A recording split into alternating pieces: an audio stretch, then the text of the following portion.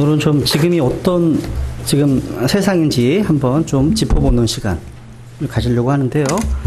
마가복음 13장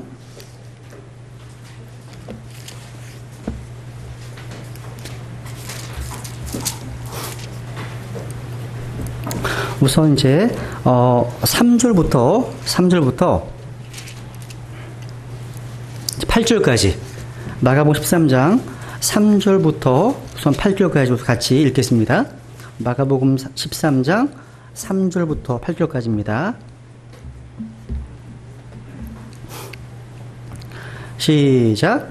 그분께서 올리브산에서 성전 맞은편에 앉으심에 베드로와 야고보와 요한과 안드레가 그분께 은밀히 여쭙되 우리에게 말씀해 주소서 어느 때 이런 일들이 있으리이까 또 이 모든 일들이 성취될 때 무슨 표적이 있으리이까 하니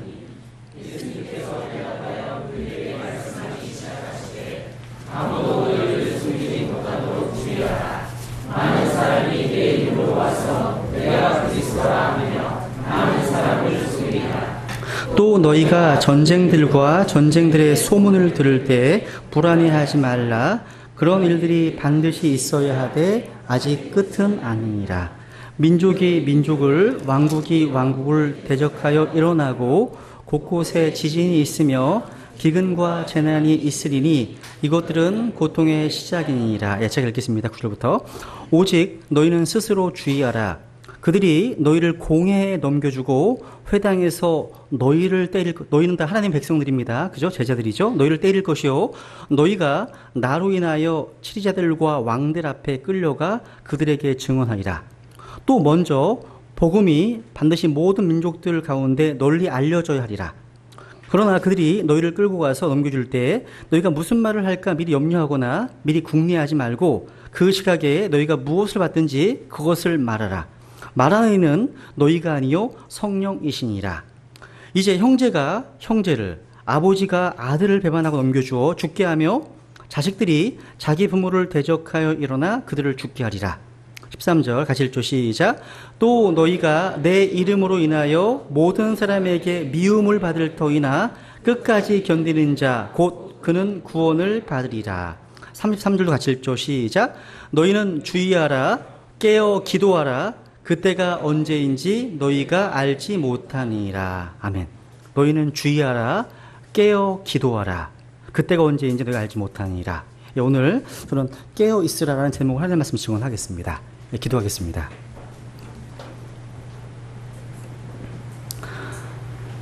은혜와 진리가 충만하신 살아계신 주 하나님, 주님의 은혜와 사랑에 참으로 감사를 드립니다.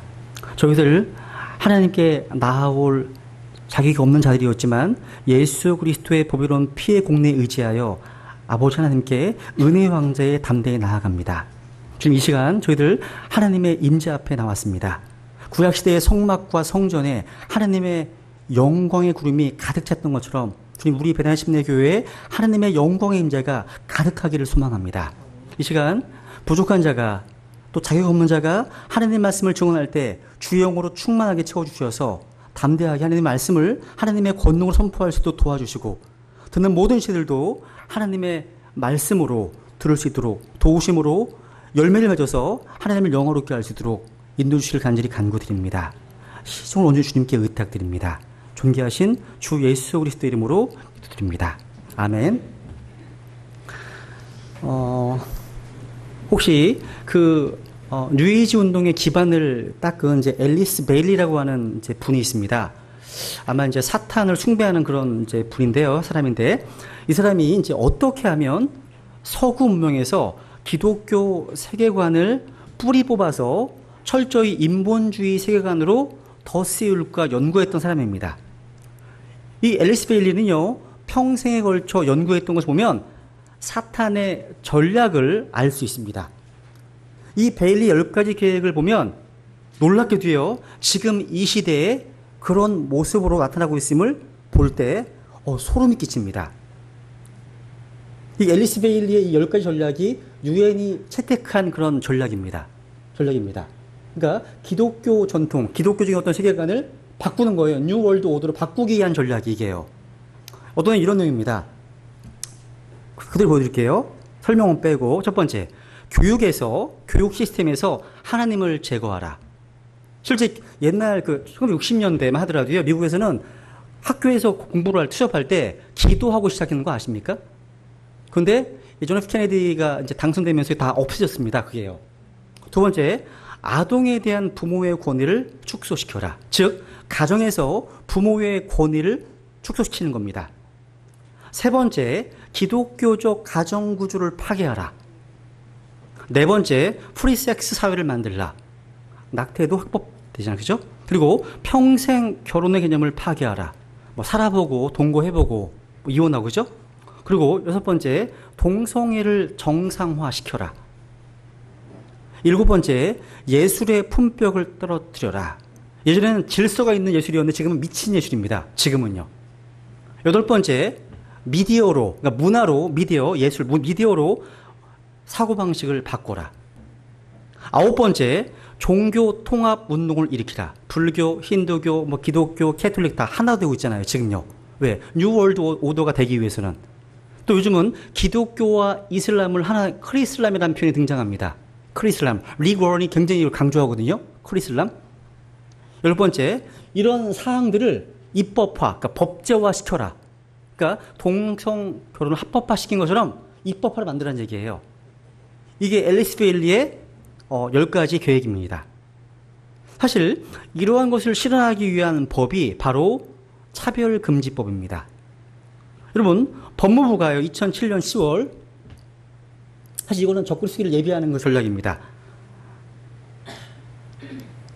법무부가요, 2007년, 그러니까 10월 2일에, 입법 예고했던 법입니다. 근데 논란 끝에 17대 국회 임기 만료로 자동 폐기됐습니다. 이 법이요. 그 후에 19대 국회에 들어와서 2012년에 김재현 의원 등 10인의 위원이, 또 2013년에 들어와서는 김한길 의원 등 51명의 위원이, 또 최원식 의원 등 12명의 위원이 또다시 입법 발의했지만 기독교계와 국민들의 강력한 반대 때문에 통과하지 못했습니다. 지금 이런 상황이에요. 그런데 앞으로 계속 시도할 겁니다.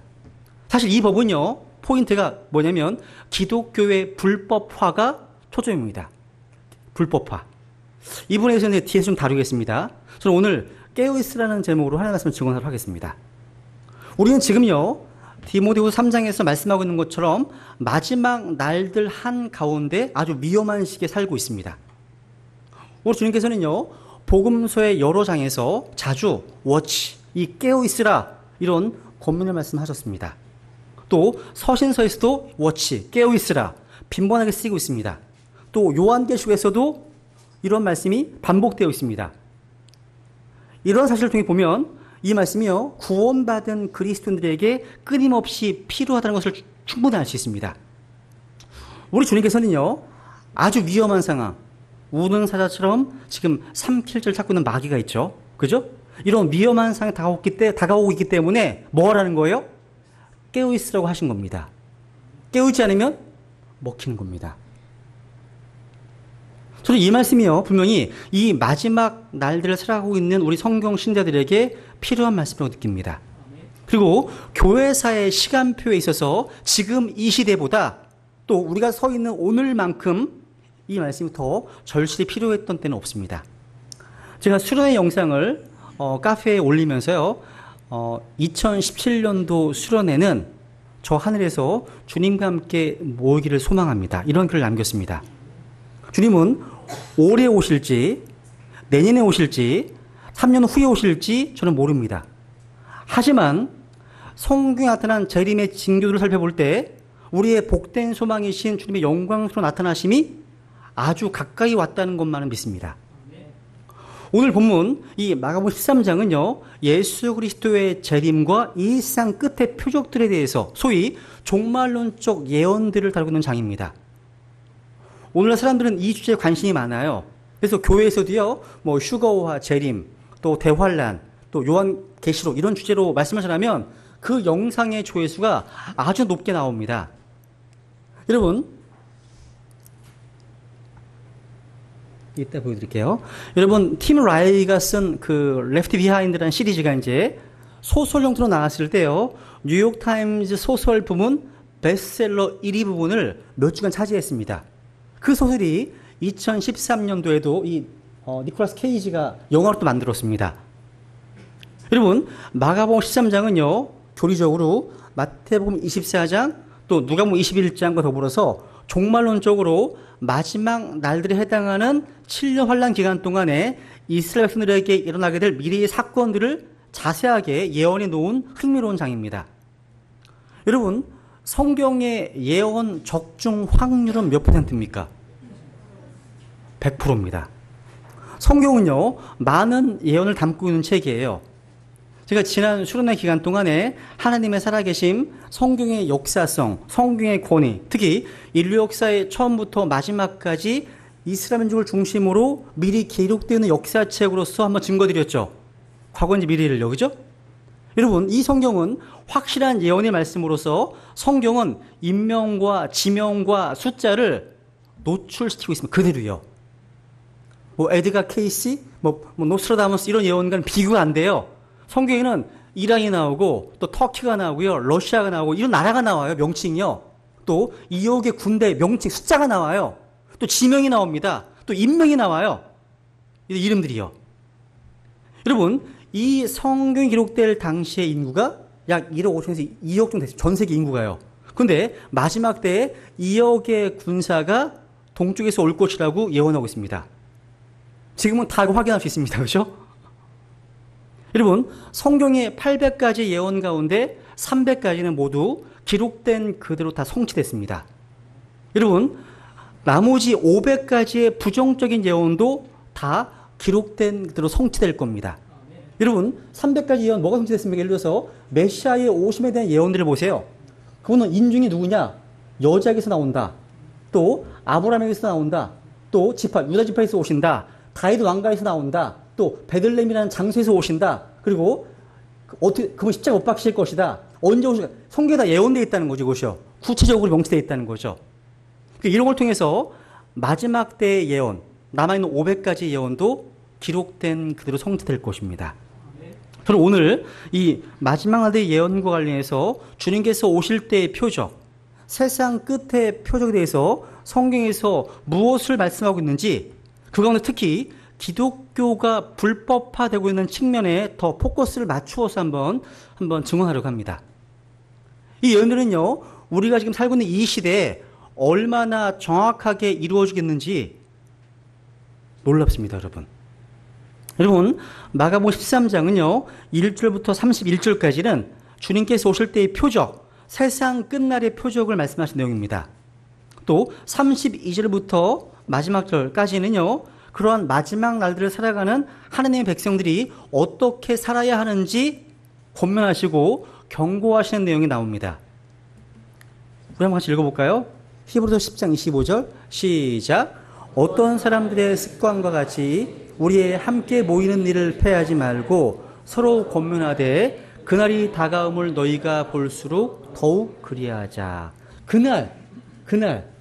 그날은요, 문맥을 보시면 예수 그리스도께서 재림하신 날을 가리킵니다. 여러분, 그날이 다가오고 있음을 보고 계십니까? 마가복음 13장 29절. 그런데 이와 같이 너희가 이 일들이 너희에게 일어나는 것을 볼 때 그때가 가까이 곧 문들 앞에 이른 줄을 너희가 아느니라. 여러분, 그날이 얼마나 다가오신 것 같습니까? 그날이 다가옴을 볼수록 더욱 모이기를 힘쓰라고 주님 명령하셨습니다. 여러분, 지금 우리가 살고 있는 이 시대는요, 디모데후서 3장의 마지막 날들로서 교회 시대의 끝에 와 있다고 말씀드렸습니다. 교회 시대의 끝입니다. 어떻게 할 수 있습니까? 본문에 보니까 세상 끝의 표적으로 주신 말씀들이 예언하신 그대로 이루어지겠음을 보기 때문입니다. 그래서 깨어 있어야 하는 겁니다. 사실 이 본문에 여러 가지 사인들, 징조들은요, 어느 시대나 다 있었습니다. 이 징조들은요, 마지막 때에만 나타난 것이 아니라 어느 시대나 다 있었습니다. 그런데 이러한 징조들이요, 마지막으로 가면 갈수록 빈도수가 많아지고 규모와 강도가 엄청 커집니다. 그래서 역사의 마지막에는 창세 이후에 없었던 대환란이 찾아옵니다. 이런 역사의 마지막 징후들이요, 여기저기서 나타나다가 시간이 갈수록 가속화되고 많아질 겁니다. 그러다가 이제 7년 환란이 이제 오기 전에, 보세요. 이게 역사의 타임 테이블인데요. 다 빼고요. 이제 교회가 쭉 진행해 오다가 이제 주님께서 오십니다. 그러면 교회가 들림 받습니다. 들림 받습니다. 그리고 하늘에서는 그리스도인들이 그리스도 심판석에서 이제 심판을 받고 어린이 혼인잔치가 있다가 다시 그리스도와 함께 재림할 겁니다. 근데 이 땅에서는요, 교회가 휴거된 이후에 이 땅은 전무후무한 7년 대환란이 예언되어 있습니다. 전무후무합니다. 왜? 세상의 빛과 소금 역할을 했던 교회가 사라지니까 이 세상은 불법, 암흑천지가 되어버리는 거예요. 끔찍한 세상이 되는 겁니다. 이때가요. 그러면서 마지막 때에 아마겟돈 전쟁이 일어날 겁니다. 그리고 뭐가 일어나는 건 이제 천연왕국이 오겠죠. 이것이 바로 앞으로 다가오게 될 역사의 패턴입니다. 그렇다면 이제 세상 끝의 표적들은 무엇이 있습니까? 간단히 한번 보겠습니다. 첫 번째, 종교적 미혹, 종교적 미혹. 여러분, 여기 13장 5절에 보면 아무도 너희를 속이지 못하도록 주의하라. 많은 사람이 내 이름으로 와서 내가 그리스도라 하며 많은 사람을 속인다. 말씀하십니다. 그러니까 마지막 때의 징조, 첫 번째 뭐냐면 종교적 속임수의 증가입니다. 그러니까 종교적으로 우리를 속이고 미혹시키는 이단들이 자꾸만 많아지고 부흥합니다. 이단들이 일어난다는 거예요. 신천지, 또 하나님의 교회, 안상홍, 이런 교회들이 있다는 거죠. 그죠? 보시면 뉴스위크에서 소개한 내용 보니까요, 오늘날 우리나라 기독교 인구가 876만 명이라고 합니다. 근데 우리나라 이제 이단 중에서 하나님의 교회, 안상홍 증인에 보면요, 전 세계 250만 성도가 있답니다. 어마어마하죠? 그죠? 거대한 세력, 이단들이 발흥하고 있습니다. 그러니까 여기 난 교주들은요, 나는 그리스도다, 나는 메시아다, 이렇게 말합니다. 여러분, 이 사람이 자칭 메시아예요. 러시아에 있는 메시아입니다. 잘생겼죠? 이 사람은요, 브라질, 올림픽 열리는 브라질의 메시아예요. 되게 많은데, 2개만 따왔어요. 브라질의 거신 메시아입니다. 막 눈물 흘리면서 막 만지려고 그래요. 실제로. 영상도 있어요, 영상도요. 또 동양에서는 이 사람 누구예요? 그렇죠. 통일교의 문선명, 그죠? 죽었잖아요? 이 사람도 자신이 메시아라고 주장했었습니다. 여호와의 증인들은요, 1914년도에 예수님께서 보이지 않게 돌아오셨다 믿고 있습니다. 그러니까 역사 속에는 언제나 거짓 메시아, 거짓 그리스도가 항상 있어 왔습니다.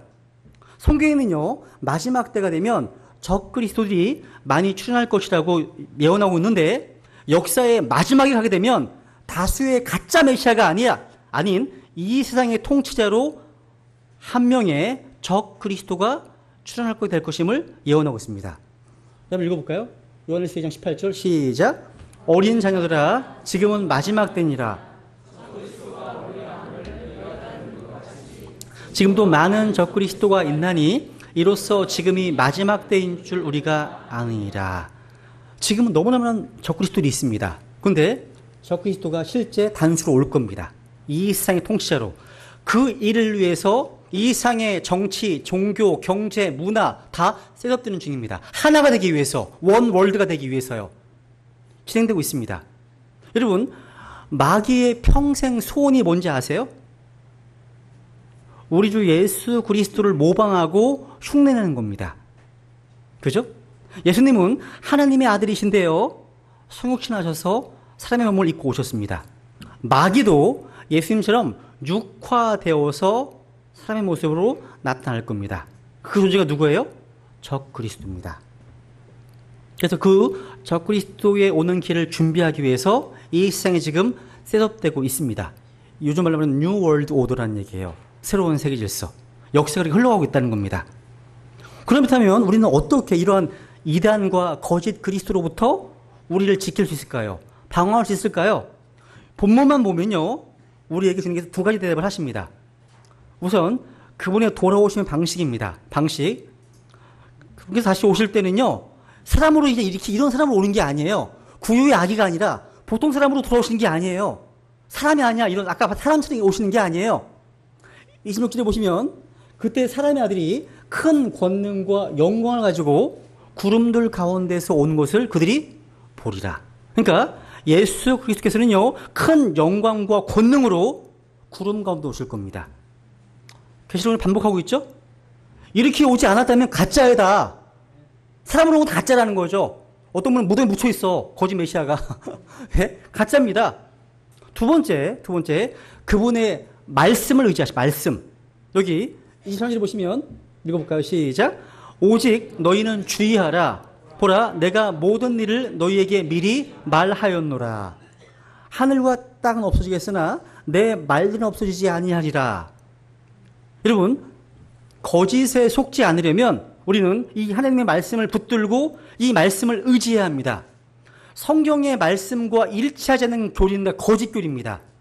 여러분, 거짓 가르침이요, 아무리 지적으로 매력있게 들린다 할지라도, 아무리 감정적으로 흥분이 되고 또 감동된다 하더라도, 또 그 교리를 따르는 사람들이 아무리 경건해 보이고 행실이 바르다 할지라도, 또 아무리 많은 표적들과 이적들을 보인다 할지라도 그 가르침이 성경 말씀과 일치하지 않으면 우리는 그것을 거부해야 하는 겁니다. 그죠? 두 번째 징조는 전쟁과 전쟁의 소문. 여러분, 역사를 보면요, 언제나 전쟁이 있어 왔죠. 지난 6천년간 역사를 보아도 그동안 무려 1만 4천 번의 전쟁이 발발했습니다. 그러니까 1년에 2.6회씩 발생한 생입니다. 점점 빈도가 높아져 가고 있습니다. 전 세계적으로요. 그 전쟁의 규모도 더 커지고 파괴력도 더 엄청나게 증가했습니다. 제가 흥미로운 통계 하나 봤는데요. BC 54년도에 전쟁이 일어나서 적군 한 사람을 죽이는데 드는 비용이 75센트였다고 합니다. 근데 나폴레옹 시대에 적군 한 사람을 죽이는데 드는 비용은 3,000달러였다고 합니다. 3,000달러. 세계 1차 세계대전 때는 21,000달러. 2차 대전 때는요, 20만 달러의 비용이 들었다고 합니다. 근데 미래학자들은요, 3차 세계대전이 이제 발발하면 한 사람의 적군을 죽이는데 최소한 100만 달러 이상의 비용이 들 것이라고 예상하고 있습니다. 흥미로운 것은요, 1990년대에 공산주의가 무너졌잖아요. 또 동호권이 몰락했습니다. 근데 이제 사람들은 이제 평화의 시대가 찾아오겠군 생각했습니다. 근데 그것은 허구였습니다. 그 대신에 IS를 비롯해서요, 세계 도처에서 국제적 전쟁들이 더 많이 발발하고 있습니다. 이런 전쟁은 더욱 심각해지고 있고 규모도 더 커지고 있습니다. 여러분, 마지막 전쟁 어디서 일어난다고요? 아까? 아마겟돈 전쟁. 이게 무기토 평야입니다. 그러니까 그 전쟁을 향한 역사의 흐름이 지금 이어지고 있습니다. 인간은 평화를 원하지만요, 평화에 대한 노력에도 불구하고 평화는 쉽게 찾아오지 않습니다. 여러분, 하나님의 아들이신 평화의 통치자, 화평의 통치자신 예수 그리스도께서 오시기 전까지는 진정한 평화는 없을 것입니다. 역사는 이 마지막 전쟁을 향해서 가고 있다고 성경은 말하고 있습니다. 역사는요. 그 다음에 뭐예요? 기근과 지진. 지진의 빈도수, 기근의 어떤 그런 빈도, 규모 어마어마합니다. 그죠? 여러분, 20세기에는요, 지진의 횟수가 2만 번입니다. 2만 번. 그러니까 19세기는 2,000번밖에 안 됐어요. 10배가 급증했습니다. 크고 작은 지진들이 세계 도처에서 일어나고 있습니다. 보고 계시지 않습니까? 기근은요, 멀리 갈 필요 없습니다. 북한만 보세요, 북한만. 얼마 전에 북한이 300만 명의 아이들이 굶어 죽어 갔잖아요. 그죠? 기근과 지진.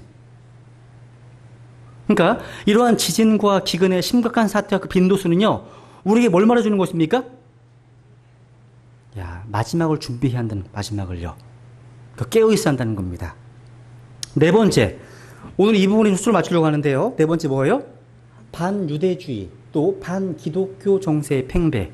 그래서 여러분 보시면, 아까 구절에 보시면, 오직 너희는 스스로 주의하라. 그들이 너희를 공회에 넘겨주고 회당에서 너희를 때릴 것이요, 너희가 나로 인하여 치자들과 왕들 앞에 끌려가 그들에게 증언하리라. 13절. 또 너희가 내 이름으로 인하여 예수님의 이름 때문에 모든 사람에게 미움을 받을 터이나 말씀하고 있습니다.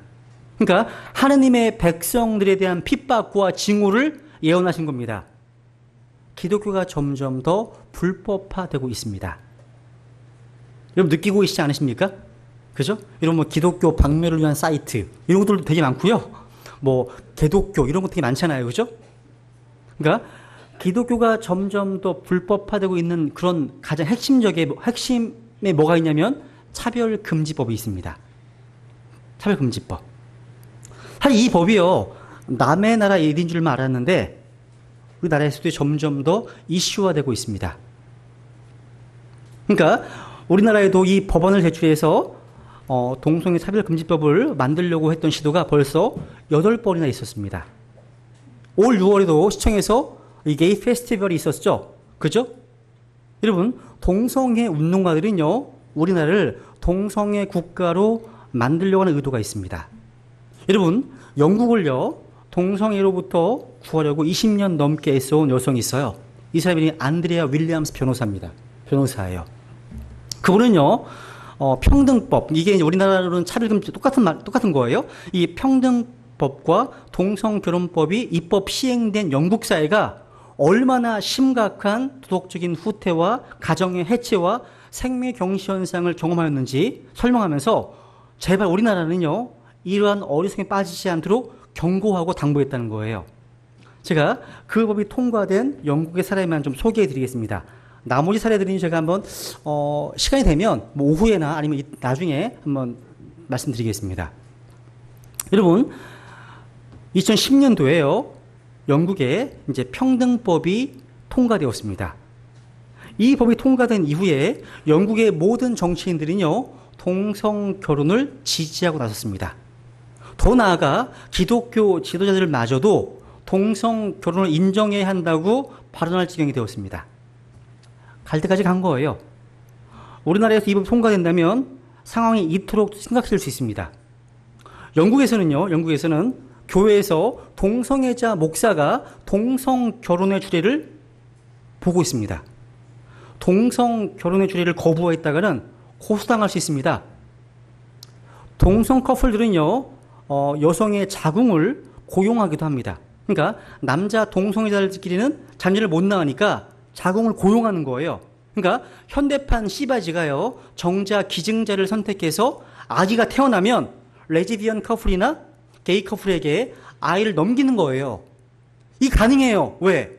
평등법이 제정되어서 가능해진 겁니다. 그러니까 법 제정을 못 막은 탓이에요.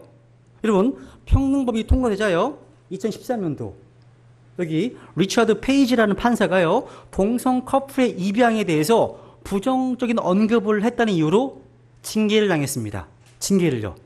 이 사람은요, 켄트 지역에 사는 아주 15년 동안 존경받는 판사로 일했던 사람입니다. 이 페이지 판사는요, 아이가 동성 커플 가정에서 보다 친부모 밑에서 성장할 때 가장 행복하고 또 건강하게 성장할 수 있다고 판단했습니다. 그런데 이 사람이 판결을 내리자마자 영국 사법부의 최고 판사는 이 사람이 기독교적 신념에 따라 판결을 했다는 이유로 징계 조치했습니다. 또 여기 보시면 이제 또 빅토리아 웨스틴이라고 하는 분이 있어요. 이분이 영국에서 무슬림 직장 동료에게 기독교 서적을 주었다는 이유로 고용위원회로부터 징계 조치를 받았습니다. 근데 이 그녀가요, 3가지 잘못을 저질렀다는 겁니다. 징계 사유가 밝혔습니다. 첫째, 그 무슬림 동료를 교회 행사에 초대한 것, 잘못이라는 겁니다. 두 번째, 이 무슬림 동료와 함께 기도한 것, 잘못이라는 거예요. 세 번째, 무슬림 동료에게 기독교 서적을 준 것 또한 잘못이라는 겁니다. 법이 통과된 이후에 이렇게 바뀌는 겁니다. 여러분, 이 듀크 아마크라는 의사가 있습니다. 의사가 환자를 더 이상 손 쓸 수 없다고 진단한 환자에게 하느님께 소망을 두십시오, 이렇게 조언했다는 이유로 해고당했습니다. 여러분, 이분 LA에서요 부보안관으로 일하다가 은퇴한 후에 노방 전도자, 거리설교자가 되었던 미국인 이 토니 미아노의 살인은 충격적입니다. 이 사람이요, 이 런던 윈블던에서요, 동성애를 포함한 성적 죄에 대해서 설교하다가 체포되었습니다. 성적 방종은 하나님이 몹시 싫어하신다는 그런 죄라고 선포하고 그 죄로부터 돌이키라는 내용을 설교하고 있었습니다. 근데 갑자기 한 여인이 자기 아들이 동성애자라고 소리를 지르면서 난동을 피웠습니다. 경찰이 출동해서요, 토니를 체포해 갔습니다. 난동을 피운 것은 여인인데 이 토니가 체포된 거예요. 이것이 평등법이 통과된 영국의 현실입니다. 글쎄요, 그리스도인들은요, 이제 신앙 때문에 직장에서 해고당하고 있습니다.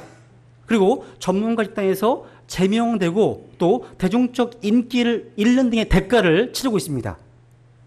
이러한 각 영역에서 활동할 권리의 제한은요, 박해의 시작을 의미하는 겁니다. 박해의 시작. 여러분, 우리나라는 어떻습니까? 제가 지난번 설교 때 말씀드렸죠, 잠깐. 여러분, 이게 국가인권위 보시면 국가인권위의 권고 때문에요, 2003년, 4년대 보면 청소년 유해 매체물 목록에서 동성애 표현 매체물이 제외됐습니다. 그래서 이제 청소년들은 그냥 쉽게 동성애 영화나 드라마를 접할 수 있게 되었습니다. 뿐만 아니라요, 더 정말 황당한 것은 이거예요. 2011년도인데요, 국가인권위원회는요, 한국기자협회와 인권보도준칙협약을 맺고서 동성애의 문제점과 병리적 현상을 보도하지 않기로 결의했습니다. 이 보도준칙을 근거로 해서 동성애와 에이즈의 연관성을 보도하거나 동성애 문제점을 지적하는 기사들에 대해서 반인권적 기사라고 낙인을 찍습니다. 보도하지 못하면 막고 있다는 사실이에요. 오늘날 모든 도덕적 기준은요, 개인의 선호도에 따라서 정해진다고 하는 도덕적 상대주의, 또 모든 문화는 도덕적으로 동등하다라고 하는 문화다원주의, 이것이 우리 사회의 교육과 대중문화와 법에 녹아들고 있다는 사실입니다. 그래서 이 세대는 지금 진리를 잃어버리고 있습니다.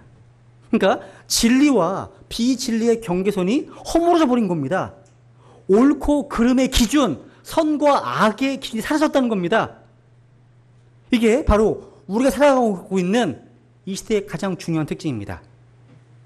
그래서 누군가 이런 현상을 하나님의 질서와 법칙을 수호하려고 하는 기독교 세계관과 그것을 파괴하려고 하는 인본주의 세계관 간의 영적 전쟁이다, 이렇게 얘기했습니다.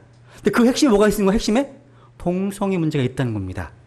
여러분, 하나님의 진리는 종교적 진리가 아닙니다. 하나님의 진리는요, 교회 안에서의 진리일 뿐 아니라 가정에서도, 사업장에서도, 학교에서도, 실험실에서도, 법원과 국회 등 세상의 모든 영역을 다스리고 있는 유일한 질서이고 법칙입니다. 그렇기 때문에 그리스도인들은요, 이 성경을 통해 계시된 하나님의 법칙을 확신하고 이 말씀을 삶의 유일한 기초로 삼아야 하는 겁니다. 오늘날 동성애를요, 죄가 아닌 사랑이라고 둔갑시키고 있습니다. 요즘 아이들이 그걸 그냥 인정해줘요. 용납합니다. 그러니까 비정상적인 것을 정상적인 것으로 둔갑하고 있기 때문에 문제가 되는 겁니다. 예컨대 거짓말은 죄예요, 죄가 아니에요? 죄잖아요. 여기 동의하지 않는 사람 아무도 없죠? 거짓말은 죄라는 것을 알기 때문에 자녀에게, 학생에게 거짓말을 격려하거나 장려하지 않습니다. 거짓말하면 따끔하게 혼내줍니다. 왜요? 거짓말은 죄이기 때문입니다. 그런데 이상하게도요, 우리 사회가 이 동성애만큼은 정상적인 사랑으로 교육하고 있습니다. 아름다운 사랑을 미화하고 있다는 사실입니다. 이제 이것도 모자라서 차별금지법이라는 법을 만들어서 동성애를 반대하거나 비판하는 사람들을 처벌하려고 하는 어처구니없는 상황이 펼치고 있습니다. 여러분, 교회는요, 세상과 구별된 곳이지만 우리는 세상 안에 있기 때문에 이러한 세상 흐름으로부터 자유로울 수 없습니다. 만약에 차별금지법이나 이 동성결혼법이 통과된다면 서구 사회에서 벌어지고 있는 것처럼 동성결혼식을 반대했다는 이유로 직장에서 파면당하고 길거리에서 전도하다가 체포당하는 일 같은 기독교인들에 대한 역차별적인 일들이 일어나게 될 것입니다. 아마 여기 못 모을 수 있습니다. 한때 기독교명의 꽃을 피웠던 서구 교회들이요, 이런 과정을 통해서 세상에 서서히 잠식되어 갔습니다. 지금 우리 교회가 이러한 중대한 위기 가운데 서 있는 겁니다. 여러분, 하나님께서는요, 하늘과 땅과 거기에 존재하는 모든 것을 창조했을 뿐만 아니라요, 피조세계가 유지되고 운영될 수 있는 질서법칙을 만드셨습니다. 우리 주님께서는 법을 만드신 분입니다. 로기버예요. 예를 들어서요, 여기 강단 위에 있는 물에 컵이 있죠. 이것을 여자가 공중에서 떨어뜨리면 어떻게 될까요? 물컵의 미래가 보이십니까? 이건 굳이 실험해보지 않아도 다 아실 겁니다. 그죠? 근데 아직 일어나지도 않는 일을 어떻게 하세요? 여러분? 어떻게 하세요? 깨질 거란 사실을? 그렇죠. 중력의 법칙 때문입니다. 그러니까 중력의 법칙이란 자연 법칙을 이해하기 때문입니다. 하나님께서는요, 자연을 창조하실 때 이런 자연 법칙도 함께 창조하셨습니다. 경험상 중력의 법칙을 이해하기 때문에 물컵을 손에서 함부로 놓지 않습니다. 낭떠러지를 향해서 함부로 달려가지 않습니다. 왜? 이런 자연 법칙을 이해하고 있기 때문입니다. 그런데 하나님은요, 자연의 이러한 질서 법칙만 만드신 게 아닙니다. 인간의 영과 혼과 몸을 창조하실 때 이것들을 건강하게 유지하는 데 필요한 도덕적 질서 법칙도 함께 만드셨습니다. 그래서 성경을 통해서 계시된 하나님의 도덕적 질서와 법칙을 제대로 이해하고 있다면 이 법칙을 거슬러서 살아가는 개인과 나라의 미래가 어떠할지를 보지 않고도 알 수 있습니다. 여러분, 빨간 보자기를 두른 채 낭떠러지를 향해서 달려가는 철없는 아이의 미래가 보이십니까? 또 자기의 정욕에 이끌려서 러브호텔로 달려가는 이들의 미래가 보이십니까? 음란에 사로잡혀서 살아가는 젊은이들의 미래가 보입니다. 동성애를 정상적인 사랑으로 둔갑시키려고 하는 이 사회의 미래가 보이는 거예요. 이 미래가 보이기 때문에 저희 강단에 설교하고 있는 겁니다. 교회가 가만히 있을 수가 없는 거예요. 여러분, 자녀가 낭떠러지를 향해 달려가고 있다면 가만히 보고만 있겠습니까? 여러분, 사실 여러분, 동성결혼 합법화에서 가장 심각한 문제는 하나님을 잃어버리게 만들 뿐만 아니라 기독교를 불법으로 만든다는 겁니다. 여러분, 2003년 되게 오래됐습니다. 2003년에 벌써 미국에서 이제 매사추세츠주가요, 제일 처음으로 동성결혼을 합법화했습니다. 이 매사추세츠주의 렉싱턴에서 일어난 일입니다. 유치원에서요, 아이들에게 Who is the family? 누가 가족일까? 이런 책으로 다양한 형태의 가정을 가르쳤습니다. 아이들에게. 여기 레즈비언 가정, 또 게이 가정, 이 소개됐습니다. 5살짜리 아이가 받아온 책을 본 아빠 네이비 파커가요, 유치원에 항의했습니다. 항의했어요. 그리고 동성애 관련 교육을 할 때에는 사전 통지를 좀 해주든지 아니면 교육을 받지 않을 수 있는 선택권을 달라고 요구했습니다. 그런데 유치원 측은요, 학부모가 커리큘럼을 자제할 수 없고 학교 내에서는 아이들에게 동성 결혼과 동성애에 대해서 가르칠 수 있다고 반박했습니다. 왜? 합법화됐기 때문에 반대할 용이 없다는 겁니다. 데이비드는요, 자신의 자녀가 유치원에 동성애를 배우는 걸 원치 않는다고 수정해 줄 것을 요청했습니다. 그랬더니 교사가요, 경찰에 신고를 했습니다. 데이비드는 지금 보이세요? 수갑 찬 거? 수갑을 차고 감옥 갔습니다. 이처럼 동성결혼이 합법화되면요, 동성애 교육에 반감을 표시하는 학부모가 감옥에 갇히는 초유의 사태가 벌어지고 있습니다. 결국 이것은요, 종교의 자유의 침해, 역차별입니다. 역차별. 여러분, 2013년도에요, 매사추세츠 주의 사우스 하들리의 국립학교가요, 세상에서 가장 멋진 이야기라는 제목의 뮤지컬을 공연했습니다.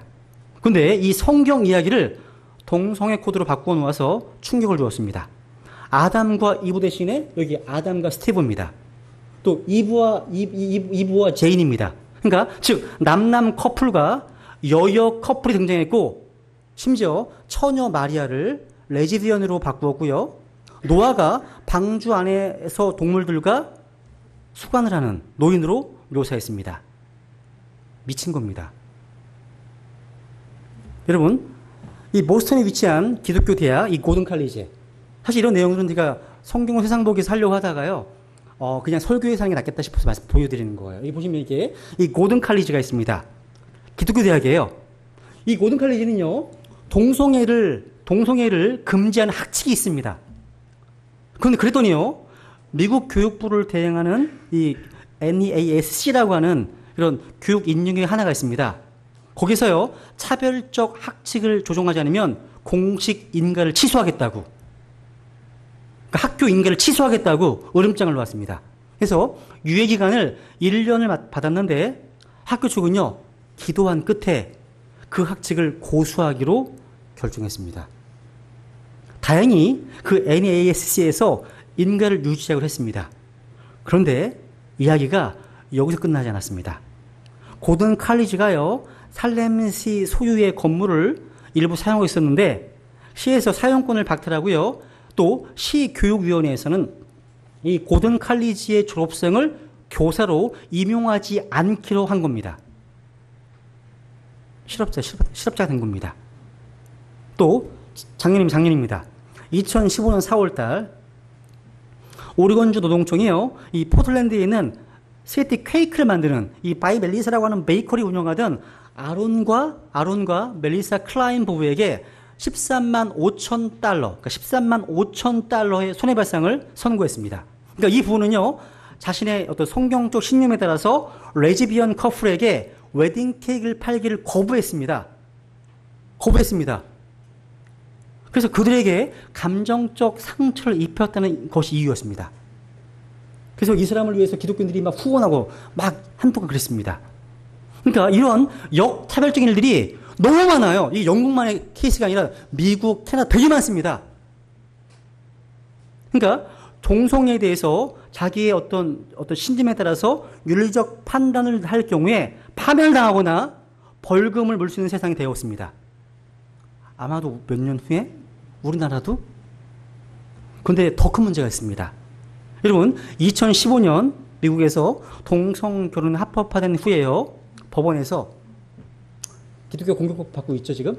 법원에서요, 이제 일부 다처제도 용인해달라는 신청서가 제출되었습니다. 그런데 이것도 통과될 겁니다. 왜냐면, 여기 뭐라 하냐면, 미수석 재판관, 동성결혼이요, 일부 다처제보다 훨씬 더 큰 변화이기 때문에.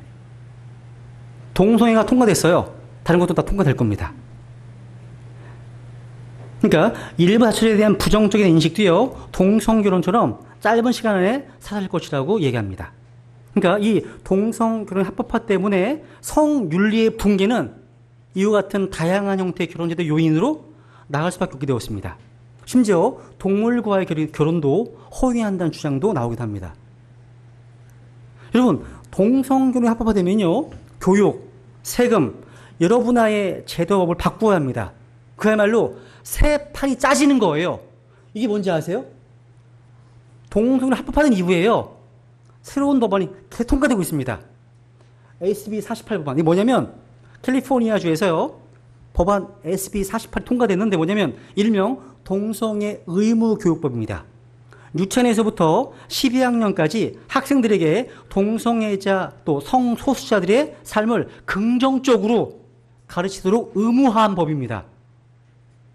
또 SB 1172번, 이게 뭔지 아십니까? 이거 더 황당한 거예요. 청소년 동성애 치료를 금지한다는 법안입니다. 뭐냐면 18세 이하의 청소년 동성애자 치료를 위한 상담 등을 금지한다는 내용입니다. 그러니까 동성애 치료가 완전히 금지되었어요. 부모가 요구하거나 청소년 동성애자 자신이 원해도 치료받을 수가 없습니다. 이 법안 때문에. 그 다음 SB 1036 법안, 이게 뭔지 아십니까?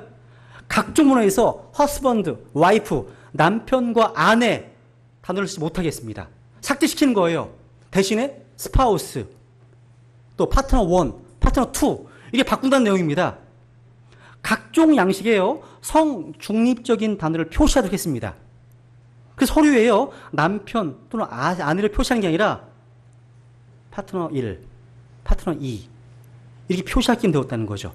그래서 왜냐하면 혼인신고를 하러 온 부부가 남녀일지 남남일지 여녀일지 알 수 없기 때문입니다. 이런 일이 벌어지고 있다는 거예요. 현재 지금요. 또 동성결혼 합법화된 이후에요. 미국 주 전역에서요. 화장실, 샤워실, 탈의실 등에서요. 남녀 혼용을 허용하고 있습니다. 상상해 보세요. 자민들 화장실에 남자가 들어가서 같이 해. 목욕탕에서, 탈의실에서 상상되십니까? 또 뉴욕에서는요. 새로운 인권 보호 법안이 통과돼서 트랜스젠더를요. 그라고 또 그녀라고 부르면 25만 달러. 우리나라 말로요. 2억 9천만 원의 벌금을 요구합니다. 시를 못 부릅니다. 현재. 그라고 그녀를 못 한다는 거예요. 이제 어려우면 G라고 하는 성중립적 인칭 대명사를 공식으로 사용하게 될 것이라고 하는 겁니다. 그래서 뉴욕타임즈에 따르면 이 G는요. 독일어 인칭 대명사인 SIE, 이 G에서 유리한 거 발음이 똑같습니다. G라고요. 이렇게 불러야 돼요. she 부르면 큰일 나는 거예요. 그러니까 이런 사례들이 너무 많아서요. 저 개인적으로 답답함을 느낍니다. 그래서 제가 2017년도에는 위에서 보자고. 그러니까 지금까지 본 사례만으로도요. 이 동성애 정상화나 차별금지법 이런 것들은요. 그 칼날의 끝이 어디를 향한 거예요? 결국은 성경의 권위, 하나님의 권위, 교회를 향하고 있음을 잘 보여준 사례입니다. 여러분, 동성결혼이 합법화되는 순간 성경은 동성애를 금기시하는 비정상적인 책이 제공합니다. 또 그 비정상적인 책을 믿고 따르는 여러분들, 비정상적인 사람들로 간주되고 소송을 당하고 파면당할 겁니다. 이런 불이익을 감수해야 한다는 거죠. 이것이 바로 새로운 형태의 핍박입니다. 이것이 우리가 살고 있는 이 세상 끝날의 모습입니다. 그렇기 때문에 우리 성경 신자들은요, 이런 위험한 시기에 깨어있지 않으면 순식간에 휩쓸려갈 수 있다는 겁니다. 정리하겠습니다. 그래서 우리는 깨어있어야 합니다. 기독교가 불법화되고 있고 기독교에 대한 증오와 미움이 팽배해져가고 있는 이런 상황에서 우리는 영적 전장터 한복판에 있기 때문입니다. 우리 지금 영적으로 전시 상황이기 때문에 잠을 자면 안 됩니다. 영적으로. 잠을 자게 되면 자신과 가정과 우리 사이를 지킬 수 없습니다. 여러분, 기억하십니까? 사사기 4장의 군대대장 시스라를 기억하십니까? 시스라는 강한 군인입니다. 시스라는요, 한 여인의 장막에 들어갔습니다. 여인이 주는 우유를 마셨습니다. 그리고 피곤해서 곧장 잠이 들었습니다. 쿨쿨 잠이 든 그에게 여인 야엘이 다가왔습니다. 손에는 새망치와 장막 말뚝이 들려 있었습니다. 이 용사가 깨어 있었다면 강한 팔로 단 한 방에 여인을 죽일 수 있었을 겁니다. 그런데 지금 이 시스라 군대장은요, 잠을 자고 무방비 상태에 있었기 때문에 자기의 말뚝이 관자놀이에 바뀌었습니다. 깨어있을 때는요, 민족들을 떨게 하던 그 사람이 잠들었을 때는 한 여인에 의해 죽임당했습니다. 여러분, 잠을 자고 있다면 자신과 사랑하는 가정, 우리 이웃들을 지킬 수 없게 됩니다. 잠자고 있는 한 그럴 수 없습니다. 이것을 복음 전도 입장에서 우리가 잠을 잔다면 우리의 가족과 이웃들은 다 멸망으로 갑니다. 지옥으로 갑니다.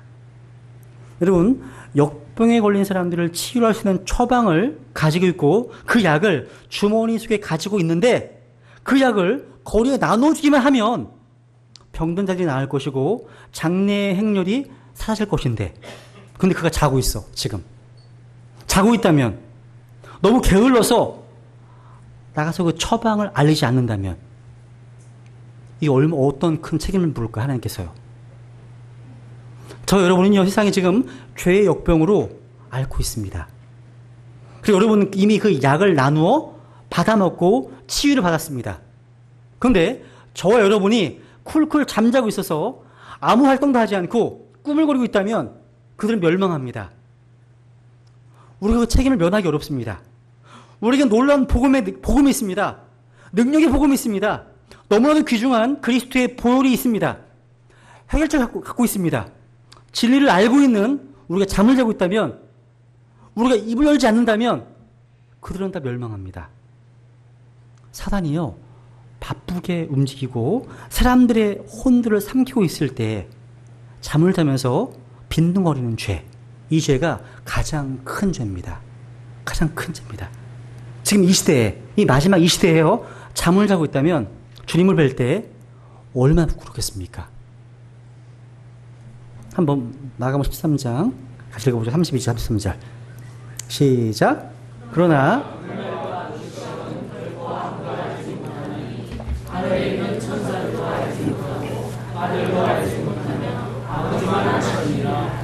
너희는 주의하라, 깨어 기도하라. 그때가 언제인지 너희가 알지 못하느니라. 여기 그날과 그 시각은 아무도 모른다고 하셨습니다. 그래서 그날이 오늘일 수 있다는 심정으로 살도록 하기 위함입니다.